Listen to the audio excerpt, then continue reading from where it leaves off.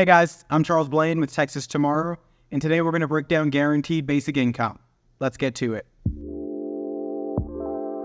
Are you worried about your kid's future? You should be. I'm Charles Blaine with Texas Tomorrow. This is a show where we're going to talk about the issues and the people that are pushing the policies that concern your family, your home, and your kids. Guaranteed basic income programs have been tried across this country and across this world for years, and they've been supported by people across the ideological and political spectrum, from folks like Milton Friedman to Andrew Yang, and most recently, Harris County Commissioner Rodney Ellis. Commissioner Ellis is supporting a program called Uplift Harris County, which is truly his brainchild, and it comes from a series of programs that we've seen created around this country. These programs really caught steam in 2020 with former Stockton Mayor Richard D. Tubbs, who was pursuing a program like this in his city and thought it was successful and wanted to replicate it elsewhere.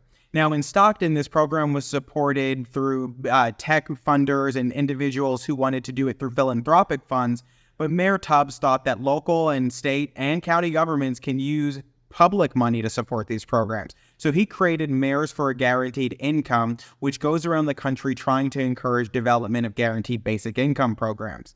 So here in Harris County, Commissioner Rodney Ellis launched Uplift Harris. This program will use $20.5 million of federal relief aid that the county received in 2021, and it will give just about 1,900 families who are 200% or below the poverty line $500 for 18 months. It's just a pilot program, so presumably when it ends, they're going to look on local tax dollars and local taxpayers to fund the continuation and the expansion of the program. They say that this program cannot be used for illegal funds, illegal activity, or for terrorist activity. However, when they're depositing this money into individuals' bank accounts or giving them prepaid debit cards and then having them self-report how it was spent, so there's really no way to determine how it was truly spent. But more important than how they're going to be spending this money is why it was created in the first place. So when you look at these programs, they're used to offset the cost of living increases that we see in many major urban counties and cities. But the problem is that these individuals who are pursuing these programs, our elected officials, like to do this because it's a lot easier than looking and taking an introspective review of the policies that they're creating that are driving the increased cost of living. So in Harris County, just in the past 5 years, they've created, 10 or more new divisions and departments that all drive the increase in cost of living. And they've lobbied for more money from the legislature and the federal government. They've levied new regulations, all drive the cost of living.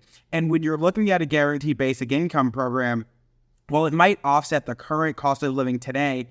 As that increases, they're never going to keep pace with the amount that you're seeing that increase in the real world, unless they keep relying on local taxpayers to shoulder that burden. And then you end up in a situation like we have here in Houston, where population either largely remain flat or starts to decline because of the burden that folks are facing, and they're not happy with the return on investment they're getting for that tax burden.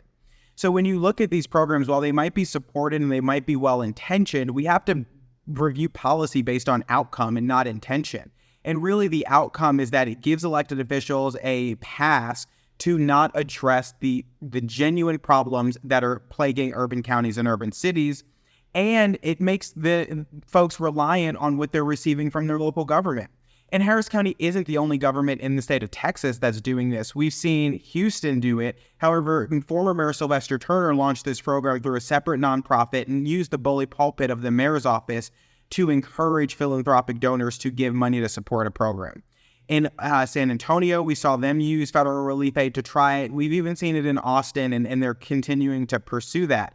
And that's just a taste of what's going on around the country. We're seeing it in New Orleans to support young individuals who don't yet have jobs or returning offenders from prison. We're seeing it in San Francisco to support artists. We're seeing it in Charlotte and other places to support single or expectant mothers and for single fathers.